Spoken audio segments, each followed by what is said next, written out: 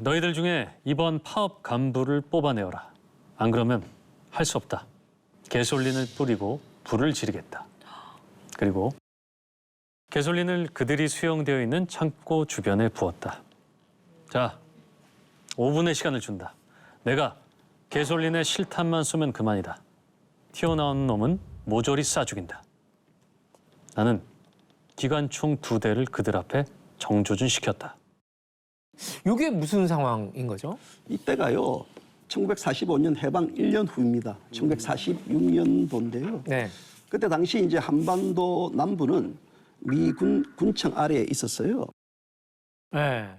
그때 당시에 극심한 인플레이션으로 물가가 그냥 네. 자고 일어나면 물가가 막 치솟았습니다. 이 자료를 보니까 1945년도 6월 말에서 8월 말까지 이 소매 물가 지수가요 13배나 폭등했다고 합니다. 와, 이 두세 달 동안에. 와. 그래서 우리나라 역사상 단기간에 가장 높은 물가 상승률을 기록한 거죠. 오, 기록적인데 한 번도 우리나라 이런 일이 있었는지 몰랐어요. 그러니까요. 저도 읽으면서 깜짝 놀랐네요. 네. 이게 이제 크게 두 가지 원인이 있습니다. 네. 당신이 이제 일본이 항복을 하고 네. 이제 물러가야 되지 않습니까? 네네. 조선 총독부가 그 이제 쉽게 말하면 도망갈 네. 그 퇴각 자금을 이제 마련해야 되는데 네. 그것 때문에 이제 화폐를 그냥 대규모로 찍어내 버렸습니다. 그러니까 당연히 돈의 가치가 이제 급락할 수밖에 없었죠. 예. 근데 또 미군 정청이 이 일본 기존 화폐를 인정하면서 문제가 이제 계속 키워진 겁니다. 아, 예. 게다가 이제 미군 정청은 원래 이제 일제가 시행했던 식량 그 배급제를 폐지를 하고 자유시장제를 도입을 했습니다. 그런데 이제 아직 그런 어떤 적응이 안 된 상태에서 시장은 원활하게 돌아가지 않고 네. 그러다 보니까 이제 무질서한 상태에서 이제 그 매점 매석 이게 이제 판을 쳤습니다. 네. 그러니까 이제 미군정은 이거 이대로 두면 안 되겠다 해서 다시 또 미국 수립령이라는 걸 내립니다. 네. 이거 말하면 이제 쌀을 강제로 걷어들여서 다시 배급을 하겠다. 이러다 보니까 이제 이미 생산량은 떨어질 대로 떨어진 상황에서 농민들이 이제 거세게 반발이 일어난 거죠. 예. 그래서 그 당시에 해방의 선물은 기쁨이 아니라 기근이다. 뭐 이런 말이 나올 정도였다고 합니다. 아, 굉장히 힘든 시기였네요. 네, 예. 그래서 이제 배고픈 노동자들은 생존할 수 있는 최소한의 식량을 배급해 달라면서 요구를 했어요. 그러니까 그게 안 들어주니까 대대적인 파업에 나섰죠. 그 당시에 이제 철도, 인쇄, 전기, 전보, 우체국 등등 예. 당시 노동자들 네. 25만 명이 오. 일어난 거죠. 오.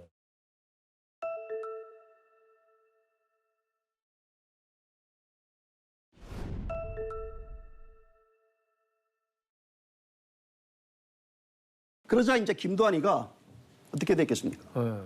야, 가자. 진압하러 가자.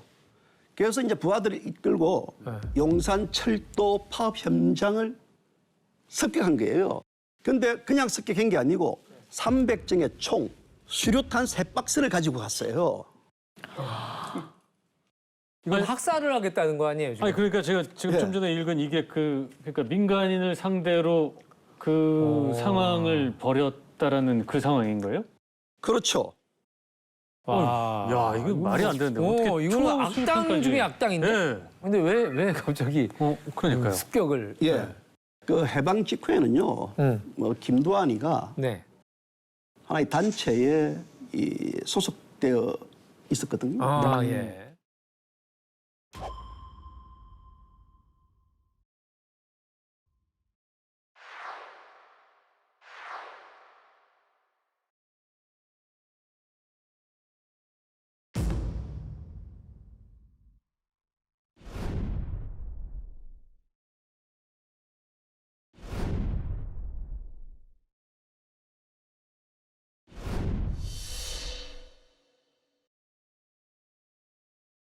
사진만 봐도 되게 무서워요.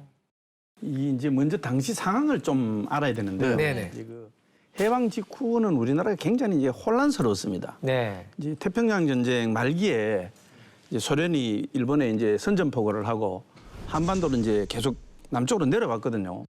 그러니까 미국이 이제 이대로 있어서는 안 되겠다 해가지고 이제 급하게 38선을 이제 걷고 더 이상 내려오지 말아라.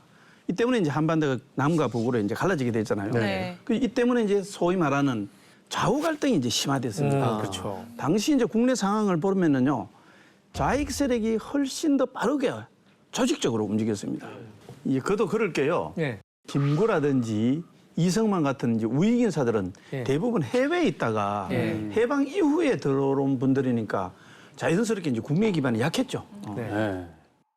이제 그러다 보니까 이 자기들이 취약한 정치 세력을 어떤 식으로든지 보완을 해야 되겠죠. 그리고 또 이제 좌익 세력을 견제하기 위한 어떤 수단이 있어야 되는데 이게 바로 이제 청년단체였습니다. 네. 이제 방금 보신 그 대한민주청년동맹도 그중 하나였죠. 네. 그런데 이제 이 구성원들이 뭐 대부분 이제 씨름이나 뭐 유도, 권투 이런 걸 하는 운동선수나 이제 주먹 출신이었습니다. 네. 그러니까 한마디로 해방과 함께 몰아친 좌우 대립은 주먹 세계에도 상당히 영향을 미쳤습니다. 여기서 이제 김두한도 예외가 아니었다. 그 당시에 이제 주먹의 대부였으니까요. 네. 네. 그 당시에 예. 김두한이가 몸담았던 대한민청은요. 네. 미군과 경찰에 붙잡히면 살아납니다. 근데 대한민청 별동대에 붙잡히면 죽는다라는 말이 알 정도로 자익들에게는 공포의 대상이었죠. 와. 그러니까 이 별동대를 이끈 게 바로 감찰부장 김두한이었거든요. 네. 한마디로 이제 자익 투쟁을 저지하는 선봉장 역할을 했고 또 무력 충돌을 일삼은 겁니다. 무섭다. 네. 그러니까 이게 제가 알고 있는 정치 깡패 네. 네네. 그렇죠. 정치 깡패죠. 저게. 이게 시작인 이제 거예요. 사실은 말은 청년단이다 네. 이렇게 네. 부르지만은 이제 이때부터 정치인하고 깡패의 어떤 그런 뭐 공생 관계가 이때부터 사실상 시작됐다 이렇게 봐도 되겠습니다.